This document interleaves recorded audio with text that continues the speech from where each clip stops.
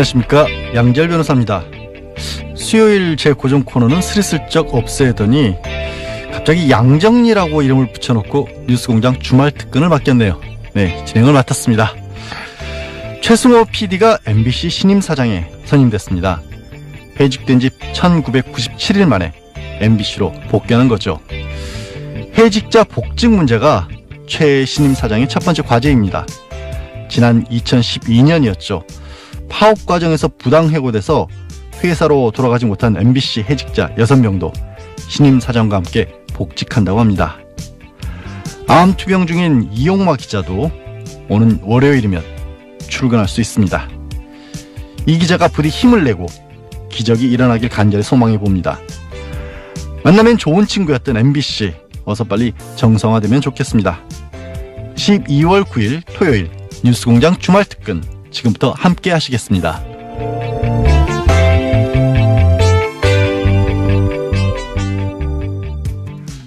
주말 특근에서조차 빠지지 않는 코너죠. 정말 부럽습니다. 이번 주 첫 번째로 보내드릴 순서는요, 정의당 노회찬 원내대표의 노르가즘입니다.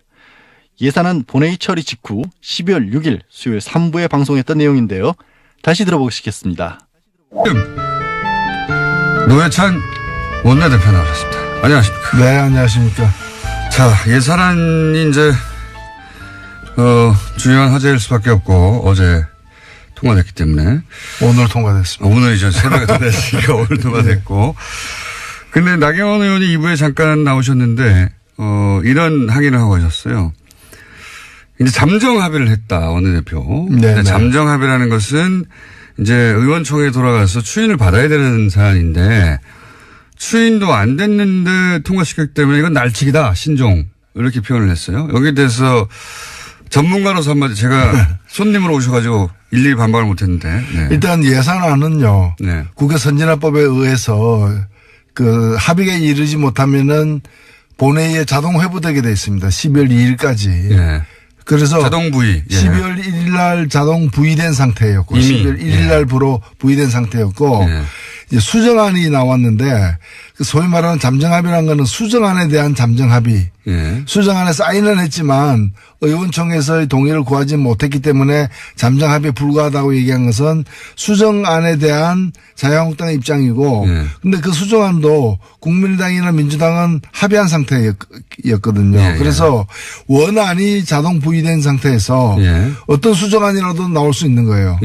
이것은 뭐 50명 이상이 동의해가지고 그 여기저기서도 낼 수 있는 것이고요. 그래서 잠정 합의였기 때문에 안건 자체가 올라가면 안 된다, 다뤄서는 안 된다는 얘기는 그 어느 나라 국회의원인지를 일단 확인해야 됩니다. 대한민국 국회의원은 그런 얘기 할 수가 없거든요. 자동 부의이기 때문에. 근데 이제 논리는 이건 것 같아요. 잠정 합의가 됐다는 것은 이제 원내대표끼리 얘기고 의원총회를 해서 총의를 모아서 거기 추인을 하거나 반대하거나 의사결정을 해야 되는데 그 과정을 기다려주지 않았다. 뭐 이런. 그런데 그 과정에 참여 안 했잖아요. 그 과정이 표결 과정이지 그거는 안건을 상정하는 과정은 아닌 거죠. 그리고 사실 그리고 수정안은 뭐 그 원내 교수단체들의 어떤 모든 교수단체들의 동의가 있어야만 올린다거나 이런 건 아니에요. 그거는 뭐 정족수 어느 정도 수만 되면은 의사 정족수만 되면 올릴 수 있는 거죠. 그래서 표결에 이렇게 만약에 의원총회에서 이 안은 우리가 반대한다고 했으면 사실 표결에 참석했어야 되는 거죠. 참석했어야 되는 거죠. 네, 그렇게 생각이 되는데 이와 같이 이제 자유한국당에서는 제1야당을 무시하고 날치기를 통과시켰다라는 게 지금 자유한국당 입장인 것 같아요. 날치기라는 거는 되게 이제 의원들이 반대하는 가운데 근데 그 사람들이 그 표결하지 말라고 얘기하지는 않았어요. 자, 뭐 그런 일이 있었습니다, 어제. 그래서 사실은 자유한국당도 통과를 막지 못하는 건 알고 있었죠. 알고 있었는데 그래도 이제 지지자들 향해서 뭐라도 했다고 이제 퍼포먼스를 해야 하니까. 어제 그렇죠. 퍼포먼스와 자기들이 그 표결을 해서 다른 야당과 더불어서 힘을 합쳐가지고 이길 가능성이 있어서 표결에 참석을 하는 거고요. 참석해도 이제 안 될 것 같으니까 이제 참석을 안 하는 거죠. 그러니까 아무래도 이제 시험에 떨어질 것 같으니까 그냥 자퇴해버리는 거죠. 난 학교 안 다녔다. 그래서 시험을 안 쳤다. 그래서 나는 참석 안 했는데 왜 시험을 쳤냐고 학교에 항의하는 거죠. 그런 거죠. 네. 그런 상황으로 또 이쪽 지지자들은 이해하시면 될 것 같고. 그리고 필리버스터를 왜 안 했냐고 말하시는 분들인데 필리버스터를 12월 1일 지나면 못하도록 한 게 새누리당 여당 시절에 그렇게 만들어놨죠. 예. 그래서 필리버스터를 못한 겁니다. 뭐 할 어떤 제가 볼 때는 의지, 예. 투지, 뭐 심지어 체력 이게 되는지도 의문스러웠어요. 제가 사실 필리버스터 한번 보고 싶었거든요. 자유한국당에. 체력. 자, 근데 내용으로 들어가가지고 뭐 아동수당 기초연금이 지방선거 이후로 지금 연기된 거 여기에 대해 말들이 많습니다. 예. 아동수당하고 기초연금 인상은 자기들도 그 다른 모든 정당들이 지난 대선에서. 5월 대선에서 약속을 했던 것이에요. 예. 그러니까 반대할 명분 일단 없고요. 예. 두 번째 이걸 연기하면 누가 손해보느냐. 그러면 여당 민주당이 손해보느냐 그게 아니에요. 이 수당을 받게 돼 있는 사람들이 손해보는 거예요. 그렇죠. 그러니까 국민들의 고통이 더 가중되는 건데 그럼 왜 연기하려고 하느냐. 이걸 갖다가 예정대로 그 애초에 이제 예정했던 것처럼 오늘 통과됐으면 바로 내년부터 시행한다거나 네. 아니면 4월 혹은 뭐 나중에 여당에서 이제 수정안으로 양보한 게 7월부터였는데 네. 그렇게 할 경우에는 지방선거에서 여당에 대한 호감이 높아져 가지고 그러니까. 이제 싫으신다. 아니 그런 식으로 따지면은 근데 결국에는 자기들의 당리당략을 위해서 국민들의 고통을 더 받아라. 그런 얘기거든요. 셈이죠. 예. 이런 걸 우리가 보통 내자로 뭐라 그러는지 아세요? 민중의 적이라 그럽니다. 그렇잖아요. 민중이 더 고통받아야 자기들이 더 유리해진다면은 그런 위치에 있는 사람들이야말로 민중의 적인 거죠. 그러면 평창올림픽에서 금메달이 쏟아져 나왔다. 한국 선수단이, 예. 대표단이. 그러면 이제 정부도 좀 칭찬받을 거 아니에요. 예. 그러면 평창올림픽도 연기해야 됩니까? 금메달 따면 안 됩니까? 제2의 김연아 나오면 안 됩니까? 말이 안 되는 거죠. 이게 지방선거 이전에 뭘 한 해만한 얘기는 과거에도 있었는데 지방선거 이후로 연기하라는 건 제가 처음 들어본 것 같아요. 의원님 들어보셨습니까 이거? 저도 처음 들어보는 거죠. 그러니까 지방선거 전에는 슬픈 소식만 있어야 된다는 얘기 아니에요. 지방선거 전에는 국민의 눈에서 피눈물만 나야 된다는 그런 말도 안 되는 얘기를 하는 거죠. 그리고 아동수당이 이제 90% 이하만 지급되게 하는 것도 결국 이제 야당의 주장에, 뭐 중간에 합의를 해서 이렇게 90%로 야당 반대 때문에 합의가 됐는데 이것도 문제가 많지 않습니까? 예, 보편적 복지의 원칙이 후퇴한 것이고요. 예. 이렇게 되면 그 10%를 고르는 작업을 그렇게 한 번만 하는 게 아니라 해마다 해야 됩니다. 왜냐하면 올해는 10%에 그렇죠. 들었는데 내년에는 10%가 아닐 수도 있는 거거든요. 11%가 될 수도 있고요. 예. 예. 그럼 그걸 선별하는 작업이 다 행정 비용으로 들었는데 그러니까요. 공무원 줄이라고 하면서 예. 이렇게 되면 이걸 하는 공무원 더 늘려야죠, 사실은. 그러니까 항상 보수는 자본 정부 얘기하는데 실제로 이렇게 되면은 큰 정보가 필요한 겁니다. 오히려 거꾸로 요돈 아끼려고 공무원 비용이 훨씬 더 들어가게 생겼어요. 이게 보편적 복지라는 것이 혜택을 고루 주고 예. 다만 근데 왜 부자들에게 이런 거 없이도 될 부자들에게 왜 이걸 주느냐. 예. 그래서 부자들은 세금 많이 내라는 거거든요. 그런 거죠. 예. 근데 이제 이거 안 하고 나는 혜택 안 받으니까 이거와 관련된 세금 부담도 안 지겠다. 이렇게 논리적으로 이어질 수도 있는 거죠. 이 보편복지에 대한 개념 자체가 잘 없는 것 같아요. 예를 들어서 뭐 바다에 빠졌는데 당신 그 소득 구간이 10% 이상이야 아니면 이하야. 이거 구분해서 구하지 않거든요. 그 치안은 보편적인 거거든요. 국민 얘기만 하면 받는 건데 그렇죠. 그런 개념 자체가 없는 것 같아요. 이거를 자꾸 예전에 이제 빈민구제하듯이 뭐 예를 들어 흉년 들면 잘라놔 주는 것처럼 이렇게 시혜의 관점에서 자꾸 보다 보니까 예를 들면 우리 수돗물 있죠. 예. 이거 상수도 공급도 일종의 그 보편적 복지입니다, 사실은. 그러면 그 상위 10%는 수돗물 끊어버려. 그리고 비싼 생수 사다 쓰라고. 그러니까요. 당신 부자니까 경찰 못 보내. 사설 그렇죠. 써. 뭐 이런 거. 우리 대기 오염을 갖다가 제거해가지고 맑은 공기를 공급하는 거는 이것도 이제 공공 서비스잖아요. 예. 그러면 그래서 그걸 위해서 돈을 많이 쓰잖아요. 다음 그런데 호흡은 똑같이 다 하잖아요.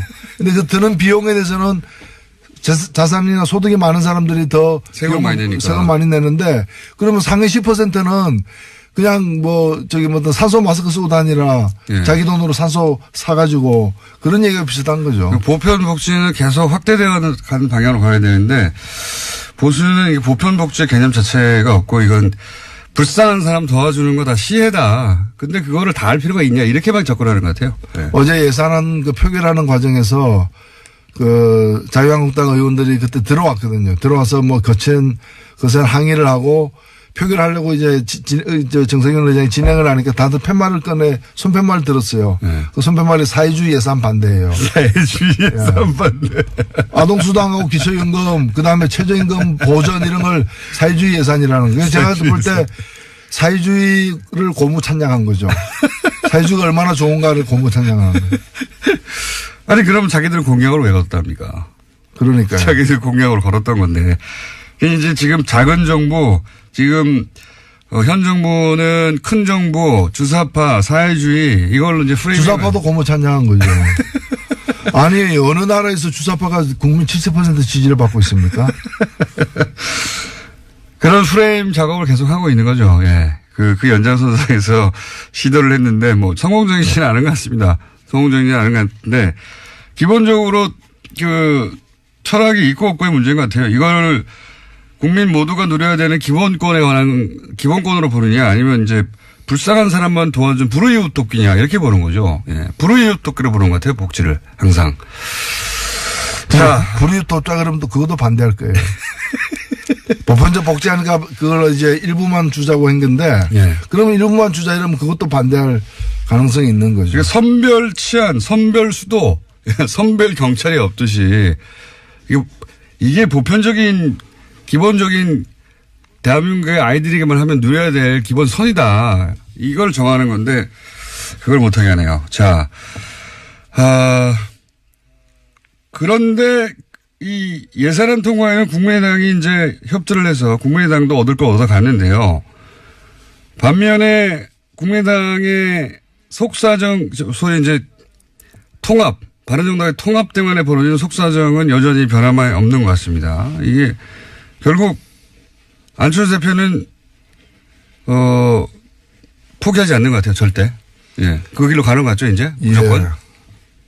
사실 이 두 당의 연대에 대한 첫 테스트 관문이 오늘 다뤄진 예산안 예. 통과했다고 봅니다. 예.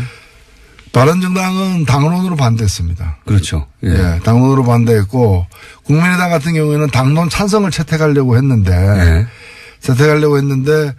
그 몇 분이 예. 강력하게 좀 반대를 해가지고 당론 찬성은 채택 안 됐지만 실제 표결할 때 보니까 거의 다 90% 이상이 예. 찬성을 한 표 했거든요. 정도 빠진 것 같은데. 그러면 이제 바른당하고 관계가 뭐냐 이거죠. 정책 연대한다고 했는데 예. 이렇게 정책의 어떤 결정체라고 볼 수 있는 예산안에 대해서 서로 입장이 완전히 어긋나는 상황인데 정책 연대는 뭐냐. 그러니까 참 그 연대라는 것이 정책 연대가 아니라는 얘기죠. 아닌 거죠. 예. 예. 불륜이죠. 그러니까.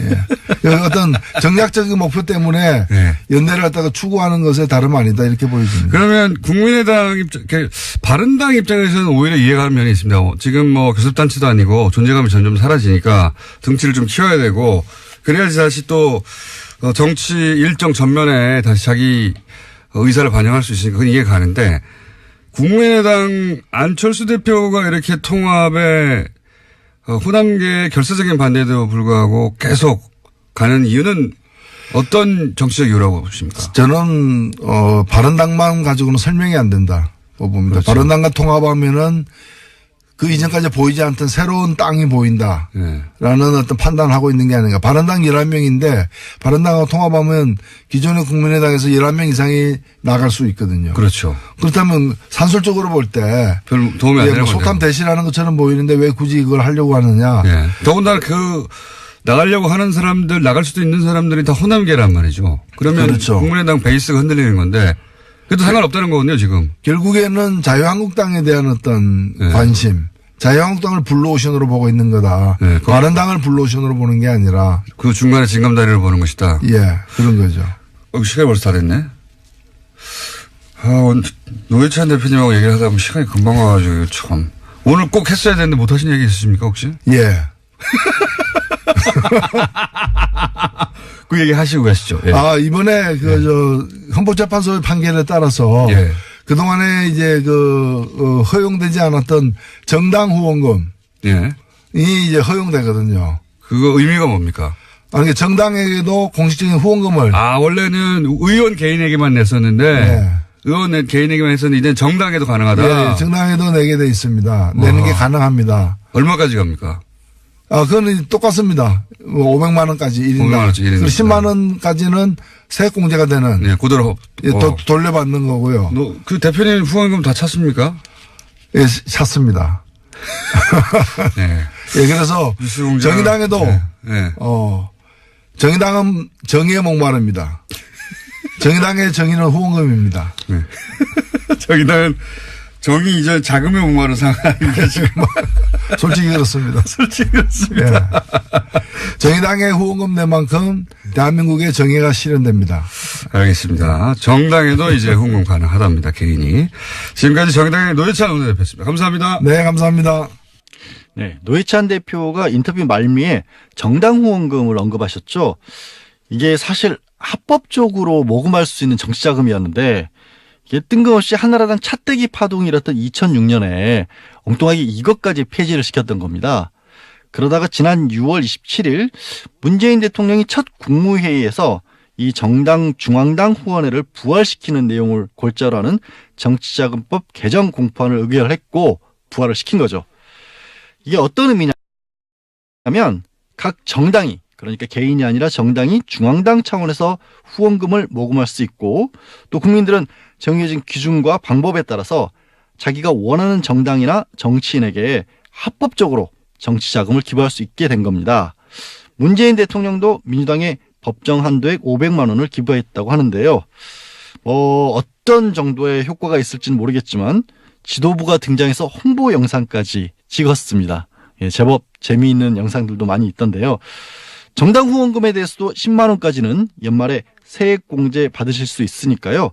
관심 있으신 분들은 기부해 보시는 것도 적극적인 정치 참여 의사인 것으로 보입니다. 아침 교통정보 듣고 이어가겠습니다. 박범계 더불어민주당 적폐청산위원장 인터뷰를 그와 관련해서 진행해봤습니다. 12월 7일 목요일 2부에 방송했던 내용 다시 들어보시죠. 청산 수사를 올해 안에 끝내겠다. 문무일 검찰총장 발언 후폭풍 좀 다뤄보겠습니다. 더불어민주당 적폐청산위원장 박범계 위원님 모셨습니다. 안녕하세요, 위원장님.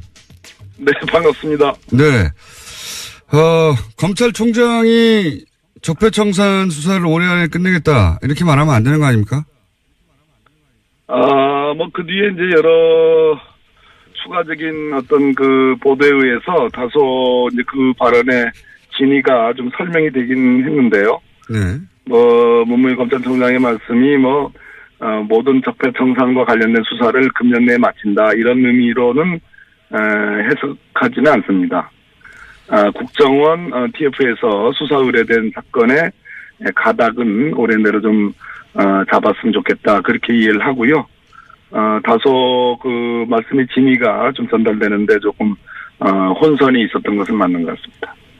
그러면 진위라 하면, 위원장님 보시기에는 속도를 내겠다. 이런 의미라고 보시는 겁니까? 고충이 좀 있다고 저는 보여지는데요. 아시다시피 일부 언론과 또 이명박 대통령 본인, 전 대통령 본인 또 자유한국당의 정치적 공세, 정치보복 프레임이 있었고요. 또 간과할 수 없는 것은 검찰 내부에 검사장들 일부의 어떤 검찰이 청와대 하명 수사를 따르는 거 아니냐라는 그런 불만들이 있었습니다. 최근에 법원 같은 경우에도 김명수 대법원장께서 또 이제 그런 발언도 하셨죠. 그래서 일종의 조직의 수장으로서의 어떤 고충도 고려하고 또 수사의 어떤 속도감도 일종의 요구하고 하는 그러한 어떤 발언이 아닌가. 저로서는 그렇게 해석할 수밖에 없습니다. 그렇다면 굳이 청와대가 연내 마무리는 불가능하다 이렇게 입장을 이례적으로 밝힌 이유는 또 뭡니까? 청와대는 분명한 입장인 것 같습니다. 청와대 고위 관계자의 발언을 보면 수사에 현재 진행되는 상황으로서는 금년 내에 끝내는 것이 불가능하다. 문무일 총장의 발언은 속도감 있게 수사하라는 그런 의미로 받아들인다.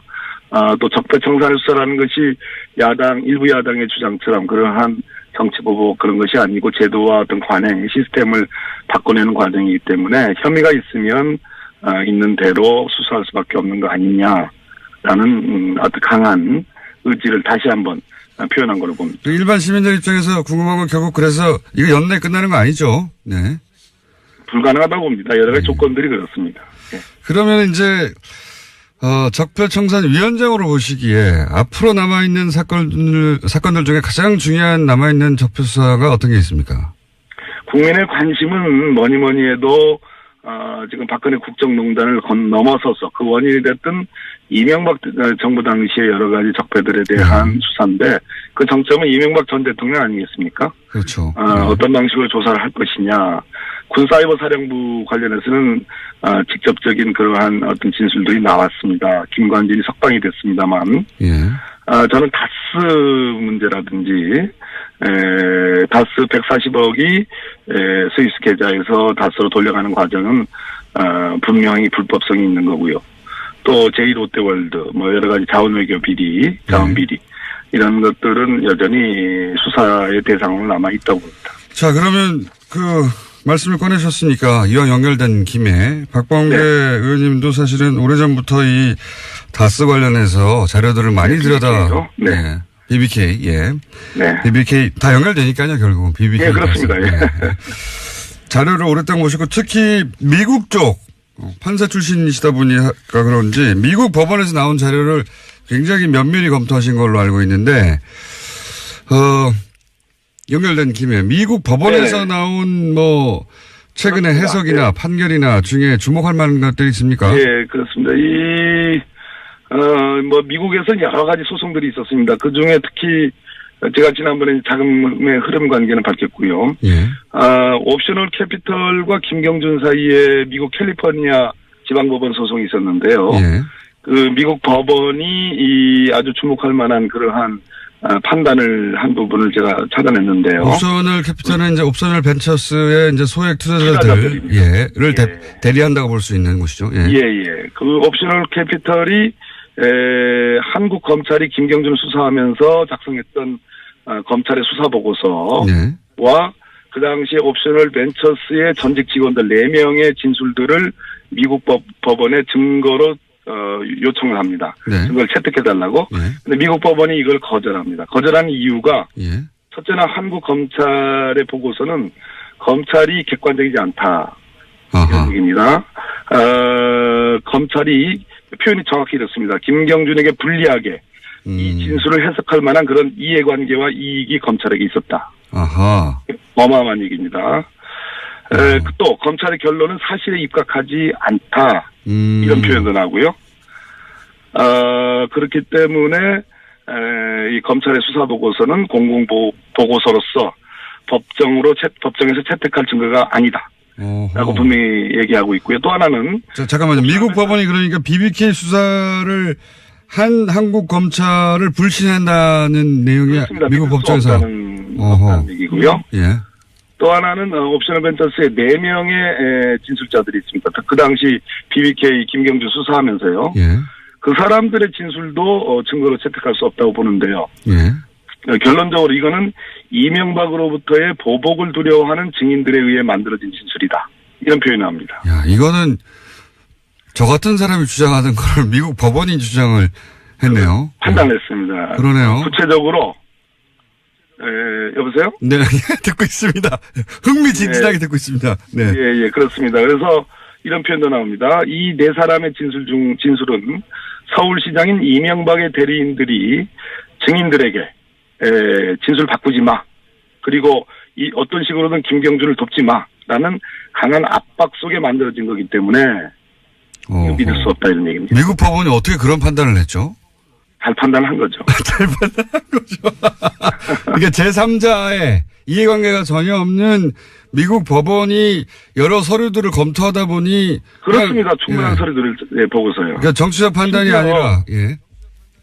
심지어 이상훈이라는 옵셔널 벤처스의 직원은 수감된 상태로 일주일 동안 신문을 받았다. 강압으로 초래된 진술이므로 예. 신뢰성이 떨어진다. 이런 표현도 나옵니다. 어허. 이게 이제 국내하고는 다르게 전혀 정치적 이해관계 없이 그냥 사건 자료만 보다 보니까 미국의 판사가 이거는 뭐 검찰이 BBK 수사를 엉터리로 했네 이렇게 판단한 거군요. 믿을 수 없다 한마디로 이런 얘기입니다. 허허. 그리고 또 다른 내용이 있습니까? 또 하나는 140억 다스로 네네. 돌려가는 그 소송이 있었는데요. 네, 140억. 그 소송은 별개의 소송입니다. 원래 140억을 이제 옵션을 벤처스가 받으려고 한 건데 이거를 다스가 가져가 버린 사건이죠. 예. 그렇습니다. 예.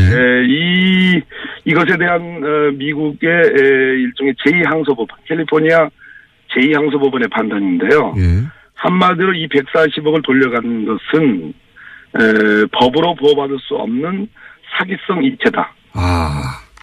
불법행위에 의한 사기성 송금이라는 판단을 명확히 했습니다. 그렇다면 지난번 주진우 기자의 폭로가 있었지 않습니까? 예. 이명박 대통령 시절에 청와대 민정수석실 행정관 그리고 LA 총영사 김재수의 개입 예. 그와 관련된 회의록들 예. 그것을 이 미국 법원의 판단에 대입을 시키면 한마디로 불법적으로 다스로 140억 원이 송금된 것을 미국 법원이 판단을 한 겁니다. 다스 측에서는 이제 적절한 행위다, 합법적인 행위라고 주장하고 있어요, 지금은. 근데 그렇습니다. 미국 법원이 판단하기는 이거는 불법이다. 사기성 이체다. 사기성 법으로 이체. 보호받을 수 없는 사기성 이체, 돈을 이제 이체한다. 예. 사기성 이체이기 때문에 불법 행위에 의한 사기성 송금이라는 표현도 쓰고요. 그렇기 때문에 이 부분은 우리 검찰이 지금 서울중앙지검 첨단범죄수사부에 지금 일부에 배당이 돼 있거든요. 예. 이 부분을 수사하면 바로 결론이 나옵니다. 사기성 이체라는 표현도 등장합니까? 그렇습니다. 매우 만족스러운 표현이네요. 우리 김어준 공장장님 입장에서는 그렇게 그렇군요. 미국 쪽하신가 보죠.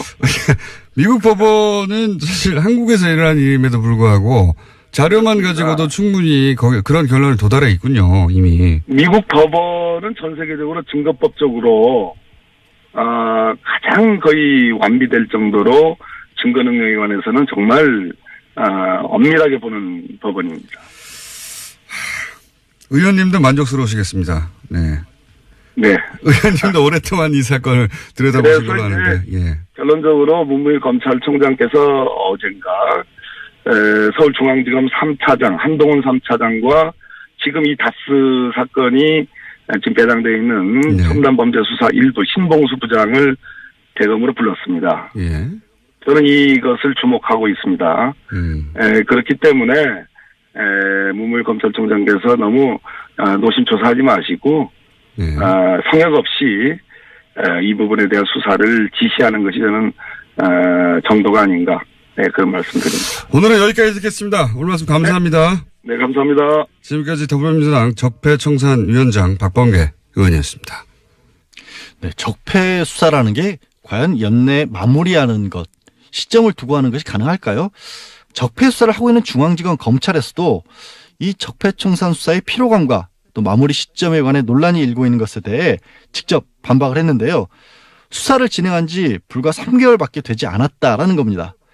부산 저축 사건처럼 과거에 대형 사건 수사를 할 때는 반년에서 10달까지 진행을 하기도 했다는 건데 이 적폐청산 수사도 그보다 크면 컸지 적은 일은 아니지 않습니까?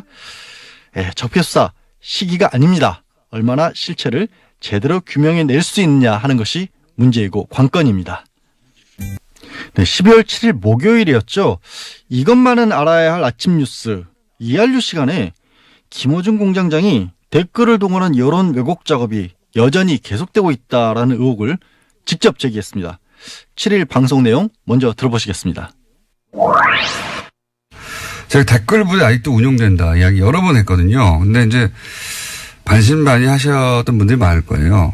제가 오늘은 좀 더 구체적인 증거에 해당되는 정황을 거의 증거라고 봅니다. 말씀드리면 지금 네이버에 가서 옵션 열기라고 치고 실시간 검색을 탁 클릭하면 각종 기사에 달린 댓글들 중에 옵션 열기라는 단어가 포함된 댓글들이 주르륵 나옵니다.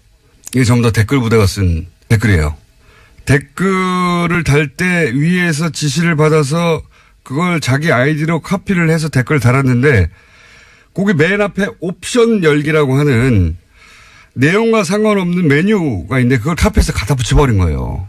그게 여전히 지금 오늘도 달려있는 것들을 볼 수 있어요. 제가 오래전부터 봐왔는데 이걸로 몇 가지를 알 수 있어요. 이제는 댓글 부대 전용 프로그램이 있는 거예요. 그리고 그걸 카피할 때 옵션 열기라는 부분은 삭제하고 카피해야 될 테니까. 그래 깜짝같죠.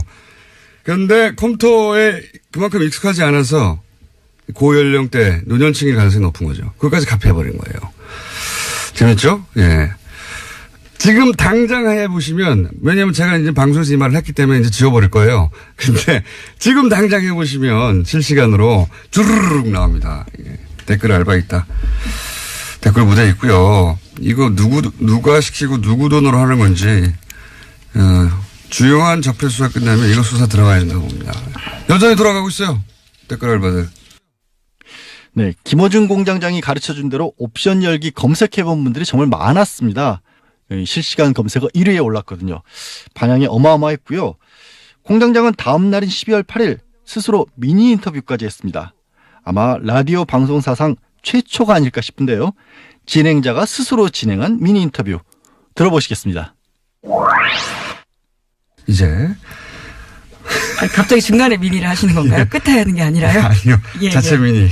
네. 잠깐이 아니라 좀 길게 해볼까 합니다. 왜냐면은 제가 어제 브리핑을 하다가 미투 해시태그 얘기하다가 예, 그렇죠. 어제 타임의 올해 인물 설명을 하다가요. 나온 태그 이야기입니다. 얘기 나와서 제가 갑자기 발동을 해서 이것저것 좀 뒤섞어서 설명을 했는데 오늘은 좀 자세히 설명을 할까 하는데 왜냐면 또 어제 정편에서 이거 댓글 알바 아니다 뭐 이런 물타기도 나왔어요. 제가 그분들에게 조언을 드리는데 잘 모르시면서 참전하시면 안 됩니다.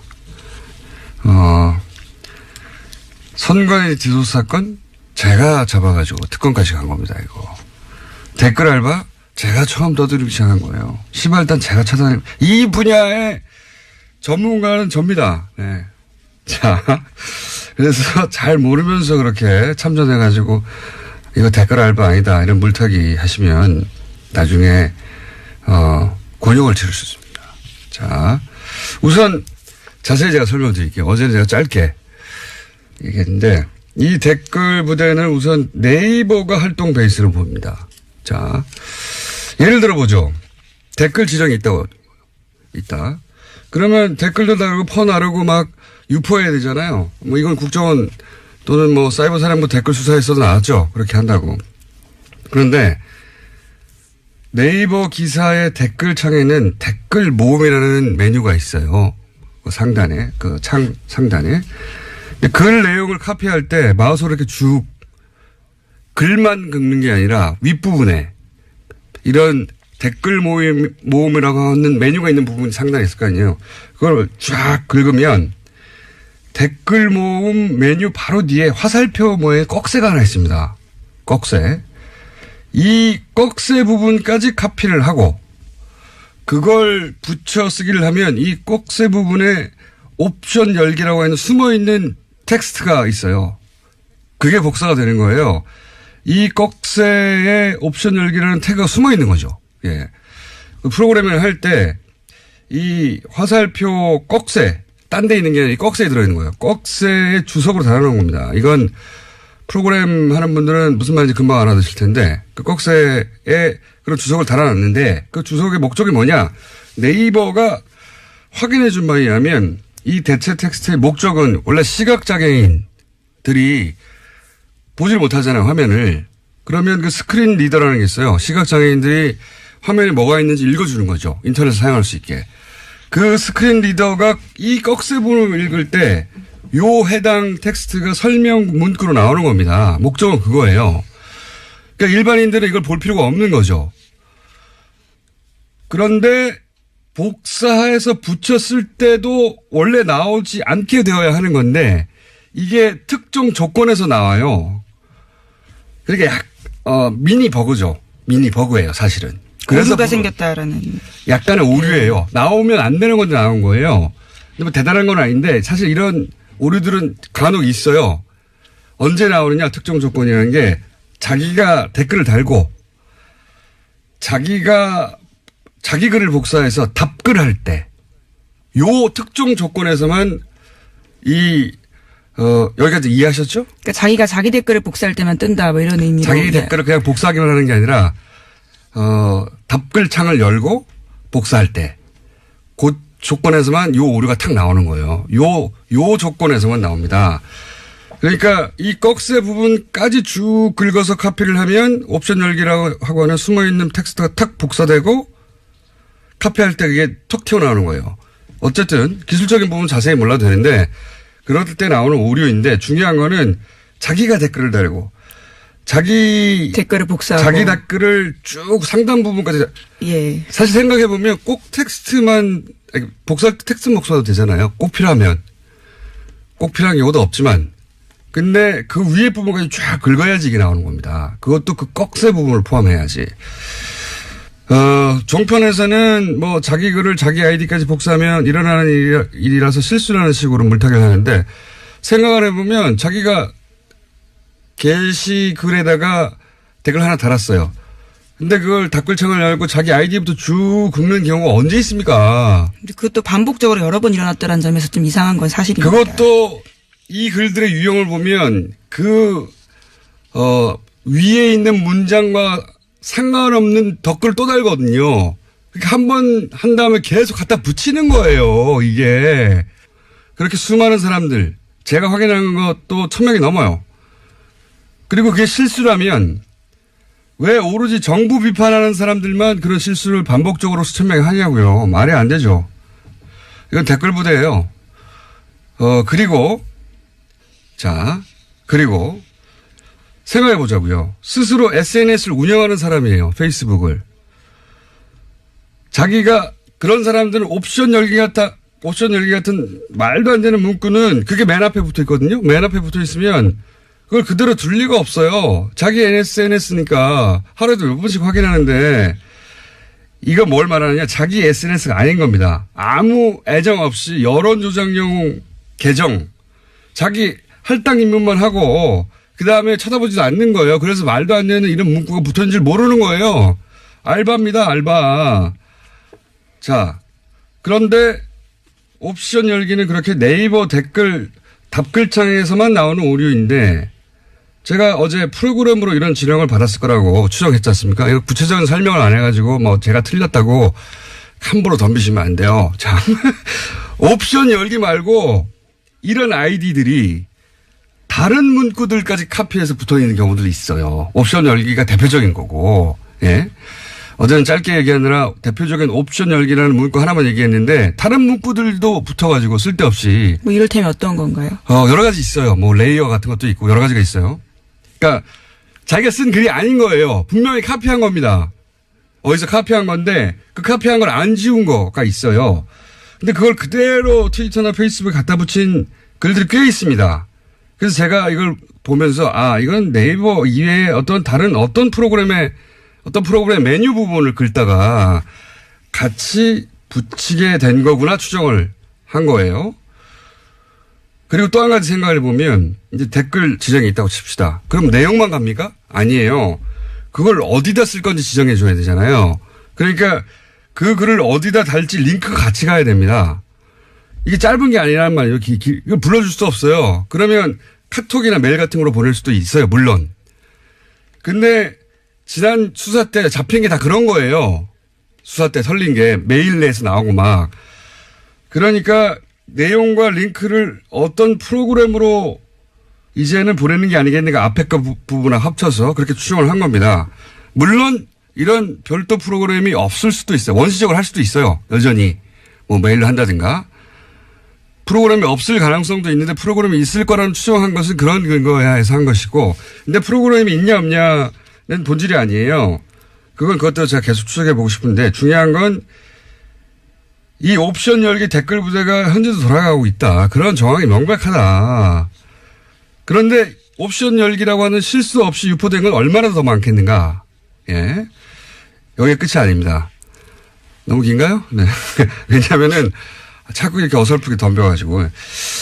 댓글 부대인 정황을 좀 더 얘기해 볼게요. 제가 어제 방송한 직후에 이건 제 머리 싸움이 당한 겁니다. 이거 댓글 부대 운영하는 사람들이 제가 방송을 하자마자 옵션 열기에 붙어 있는 수많은 댓글들이 신속하게 삭제됐어요. 자, 꽤 삭제됐다 그러더라고요. 제가 확인한 것만 해도 몇백 건이 넘어요. 뭐 몇천 건이 넘을 겁니다. 엄청나게 많아요. 원래 있던 거 거의 다 없었어요. 검색하면 안 나와요, 이제. 그런데 이게 단순 실수다. 그러면 그 단순 실수한 사람들이 하필이면 그 시간이 다 실시간으로 뉴스 공장을 듣다가 한꺼번에 다 같이 게시판에 가가지고 나의 실수를 다 지워야 돼. 다 없애버렸다? 이것도 말이 안 되는데 단순 실수인데 그걸 왜 지웁니까? 내 실수했구나 하고 알지. 더구나 여기가 제가 보기엔 이 한꺼번에 지운 거는 실수예요. 저의 머리 싸움이 당했다. 그럴 줄 알았어요. 그리고 댓글만 지운 게 아니에요. 나 이럴 줄 알았어. 아이디도 없애버렸어요. 아니 실수 좀 했다고 자기 아이디를 자기가 없앱니까? 네, 하지만 실시간 캡처본들이 요새 돌아다니고 있어서요. 그 내용들과 아이디가 남아있긴 합니다. 옵션 열기했던 아이디 확인해보세요. 이것도 실수예요. 이거 왜 다 지우냐고. 놀라서 지운 거예요. 방송하니까. 그리고 또 있습니다. 보통은 기사가 메인이 노출이 돼야 댓글이 달리죠. 어딘지 모르니까 일반인들은. 근데 저는 오래전부터 요거는 댓글 부대가 관심이 많겠는데 하는 기사가 뉴스가 있으면은 원래 뭐 수십 개 관련 기사가 있잖아요. 저는 그 수십 개를 다 클릭해 봅니다. 댓글이 어떻게 달렸는가 일부러 보려고. 그런데 그러다 보면 아직 메인에 안 걸렸는데 옵션 열기가 간혹 붙어 있는 게 있어요. 그러니까 그리고 나서 이 옵션 열기가 붙어 있는 수십 개, 수백 개의 기사 중에 하나는 어김없이 그 기사가 메인에 걸립니다. 그래서 제가 항상 의아했던 것은 그걸 몇 번 본 적이 있거든요. 그러니까 메인에 떠서 작업을 한 게 아니라 작업이 먼저 있고 그게 메인에 뜨는 경우 아니 이 댓글 작업자는 메인에 걸릴 줄 어떻게 알았을까? 개인적으로 가장 이상하게 생각했던 케이스들인데 종합적으로 여전히 댓글 부대는 여전히 운영된다 얘기를 하고요. 그리고 잘 모르시면 여기에 참전을 하시면 안 됩니다. 제가 이 분야의 전문가입니다. 오늘은 미니 여기까지 할게요. 또 다른 미니가 아닌 것 같은데요. 제가 진행자가 될 것 아니 어제 이제 제가 떡밥을 던졌더니 와르르 물어가지고 반가워서 이 미니를 할 사람이 없어요 국내에. 그래서 자체 미니를 제가 좀 길게 하고 시간을 다 먹었네요 제가. 네. 어쨌든 어제 당황했을 거예요 이 댓글 부대. 아이디도 막 삭제하고 댓글도 삭제하고 난리가 났던데. 조직과 예산이 확인되면 더더욱 이제 좋을 것으로 보이는데요. 쉽지 않을 거라고 봅니다. 아웃소싱한 것 같아요. 국정원 직원이 직접 이런 바보 같은 짓을 했을 거라고 저는 보지는 않습니다. 예. 어디 있다. 뭐 이런 추정들이 확인되기 위해서는. 외부 공장이 있다고 제가 봅니다. 예. 제가 댓글 부대 개인 스토커예요. 또 민의를 하셔야 될 것 같은데요. 아니 뭐 이제 여기에 대한 대응이 나오면 또 다시 제가 민의를 길게 야금야금 하겠습니다. 여기까지만 일단 하죠. 예, 정말 이 공장장의 옵션 열기 문제 제기 이후에 TBS 홈페이지와 앱이 다운이 됐습니다.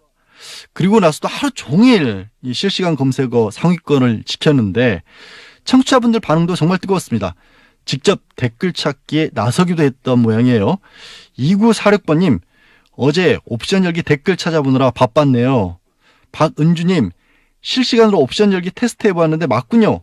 김어준 공장장 전문성 대단이라는 문자 주셨습니다. 관련 보도가 잇따랐고 TBS로 관련 제보도 속속 도착하고 있는데요.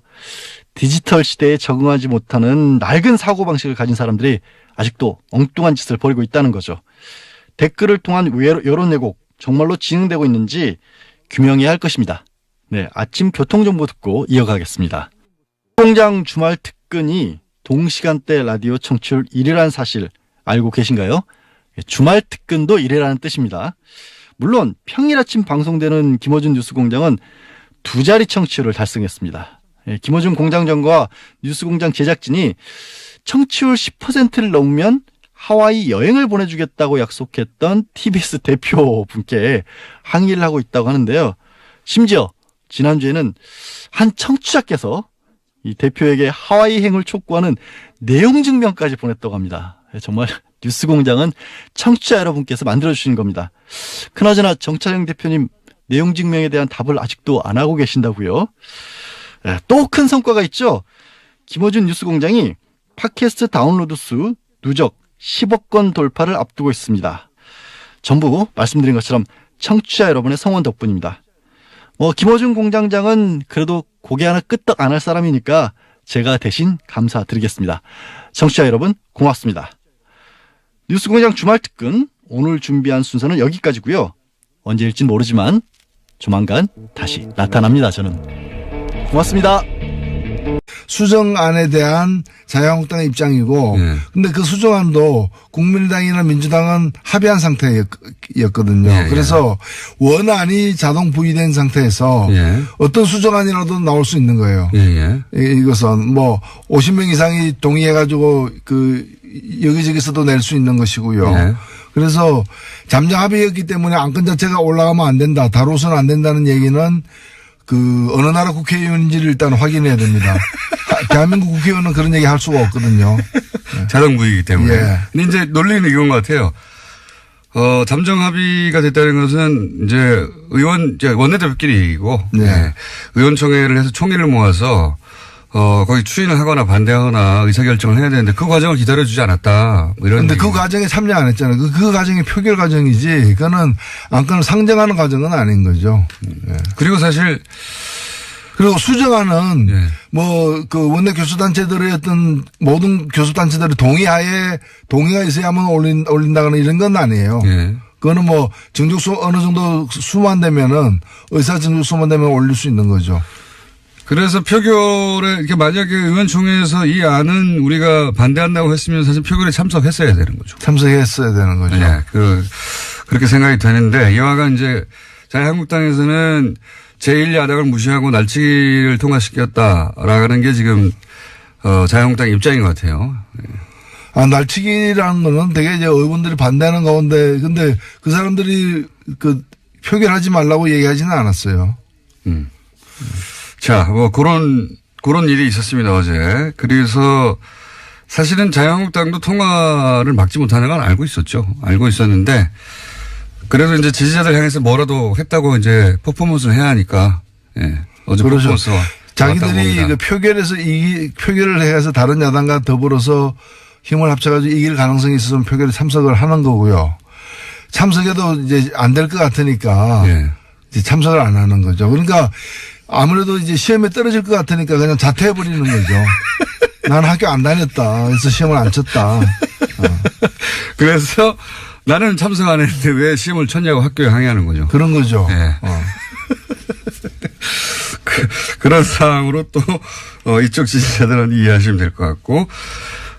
그리고 필리버스터를 왜 안 했냐고 말하시는 분들인데 필리버스터를 12월 1일 표결하려고 이제 정세균 의장이 진행을 하니까 다들 손팻말을 들었어요. 그 손팻말이 사회주의 예산 반대예요. 사회주의 예산 반대.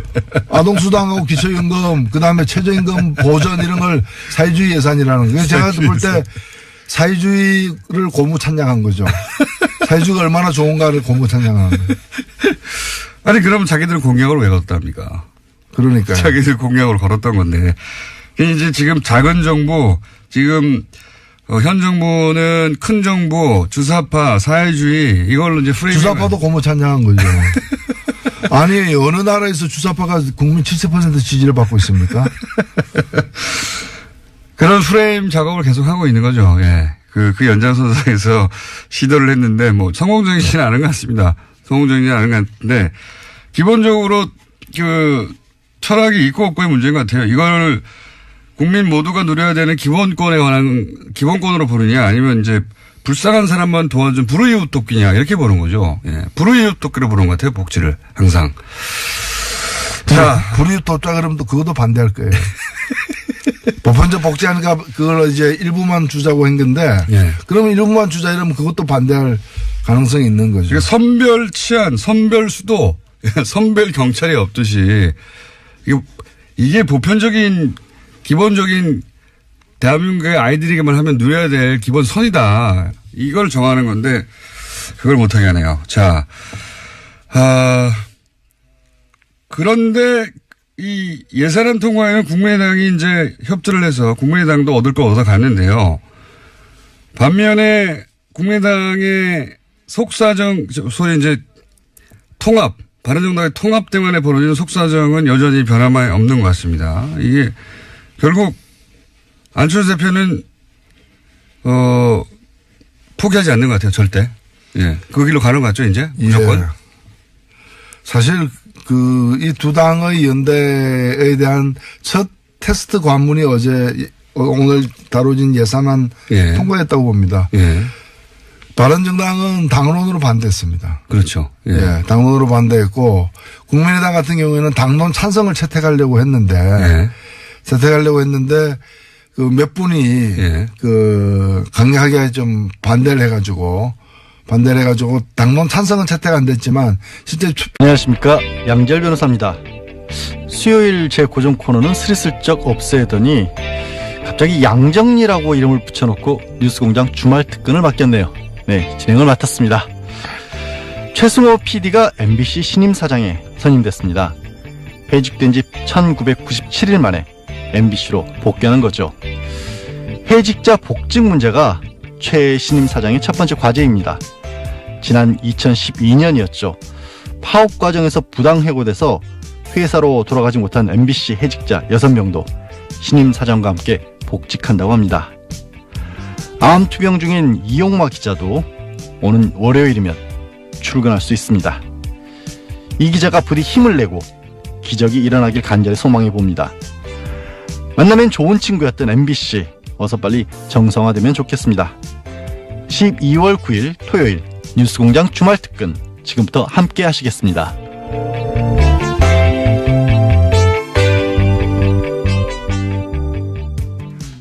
주말 특근에서조차 빠지지 않는 코너죠. 정말 부럽습니다. 이번 주 첫 번째로 보내드릴 순서는요, 정의당 노회찬 원내대표의 노르가즘입니다. 예산안 본회의 처리 직후 12월 6일 수요일 3부에 방송했던 내용인데요. 다시 들어보시겠습니다. 노회찬 원내대표 나오셨습니다. 안녕하십니까. 네, 안녕하십니까. 자, 예산안이 이제 중요한 화제일 수밖에 없고 어제 통과됐기 때문에 오늘 통과됐습니다. 오늘이죠. 새벽에 통과됐으니까 오늘 통과됐고. 근데 나경원 의원이 2부에 잠깐 나오셨는데 이런 항의를 하고 하셨어요. 이제 잠정 합의를 했다, 원내대표. 네. 잠정 합의라는 것은 이제 의원총회에 돌아가서 추인을 받아야 되는 사안인데 추인도 안 됐는데 통과시켰기 때문에 이건 날치기다, 신종. 이렇게 표현을 했어요. 여기에 대해서 전문가로서 한마디 제가 손님으로 오셔가지고 일일이 반박을 못했는데. 네. 일단 예산안은요. 네. 국회 선진화법에 의해서 합의에 이르지 못하면은 본회의에 자동 회부되게 돼 있습니다. 12월 2일까지. 네. 그래서 자동 부의. 12월 1일 날 자동 부의된 상태였고 이미. 12월 1일 날 부의된 상태였고 이제 수정안이 나왔는데 소위 말하는 잠정합의라는 거는 수정안에 대한 잠정합의. 수정안에 사인은 했지만 의원총회에서의 동의를 구하지 못했기 때문에 잠정합의에 불과하다고 얘기한 것은 90%로 야당 반대 때문에 합의가 됐는데 이것도 문제가 많지 않습니까? 예, 보편적 복지의 원칙이 후퇴한 것이고요. 이렇게 되면 그 10%를 고르는 작업을 한 번만 하는 게 아니라 해마다 해야 됩니다. 왜냐하면 올해는 10%에 그렇죠. 들었는데 내년에는 10%가 아닐 수도 있는 거거든요. 11%가 될 수도 있고요. 예. 그럼 그걸 선별하는 작업이 다 행정 비용으로 들었는데 그러니까요. 공무원 줄이라고 하면서 이렇게 되면 이걸 하는 공무원 더 늘려야죠, 사실은. 그러니까 항상 보수는 자금 정부 얘기하는데 실제로 이렇게 되면은 큰 정보가 필요한 겁니다. 오히려 거꾸로 요돈 아끼려고 공무원 비용이 훨씬 더 들어가게 생겼어요. 이게 보편적 복지라는 것이 혜택을 고루 주고 다만 근데 왜 부자들에게 이런 거 없이도 될 부자들에게 왜 이걸 주느냐. 그래서 부자들은 세금 많이 내라는 거거든요. 그런 거죠. 예. 근데 이제 이거 안 하고 나는 혜택 안 받으니까 이거와 관련된 세금 부담도 안 지겠다. 이렇게 논리적으로 이어질 수도 있는 거죠. 이 보편복지에 대한 개념 자체가 잘 없는 것 같아요. 예를 들어서 뭐 바다에 빠졌는데 당신 소득 구간이 10% 이상이야 아니면 이하야. 이거 구분해서 구하지 않거든요. 그 치안은 보편적인 거거든요. 국민 얘기만 하면 받는 건데. 그렇죠. 그런 개념 자체가 없는 것 같아요. 이거를 자꾸 예전에 이제 빈민구제 하듯이, 예를 들어 흉년 들면 쌀 나눠주는 것처럼 이렇게 시의 관점에서 자꾸 오다 보니까. 예를 들면 우리 수돗물 있죠. 예. 이거 상수도 공급도 일종의 그 보편적 복지입니다, 사실은. 그러면 그 상위 10%는 수돗물 끊어버려. 그리고 비싼 생수 사다 쓰라고. 그러니까요. 당신 부자니까 경찰 못 보내. 사설 그렇죠. 써. 뭐 이런 거. 우리 대기 오염을 갖다가 제거해가지고 맑은 공기를 공급하는 거는 이것도 이제 공공 서비스잖아요. 예. 그러면 그래서 그걸 위해서 돈을 많이 쓰잖아요. 다음 그 돈, 그런데 호흡은 똑같이 다 하잖아요. 근데 그 드는 비용에 대해서는 자산이나 소득이 많은 사람들이 더 세금 많이 내니까. 세금 많이 내는데 그러면 상위 10%는 그냥 산소 마스크 쓰고 다니라 자기 돈으로 산소 사가지고 그런 얘기가 비슷한 거죠. 보편 복지는 계속 확대되어 가는 방향으로 가야 되는데 보수는 이 보편 복지의 개념 자체가 없고 이건 불쌍한 사람 도와주는 거 다 시혜다. 근데 그거를 다 할 필요가 있냐 이렇게만 접근하는 것 같아요. 네. 어제 예산안 그 표결하는 과정에서 그 자유한국당 의원들이 그때 들어왔거든요. 들어와서 거친 것은 항의를 하고 일단 못하도록 한 게 새누리당 여당 시절에 그렇게 만들어놨죠. 예. 그래서 필리버스터를 못한 겁니다. 할 어떤 제가 볼 때는 의지, 투지, 심지어 체력 이게 되는지도 의문스러웠어요. 저 사실 필리버스터 한번 보고 싶거든요. 자유한국당에. 체력. 자.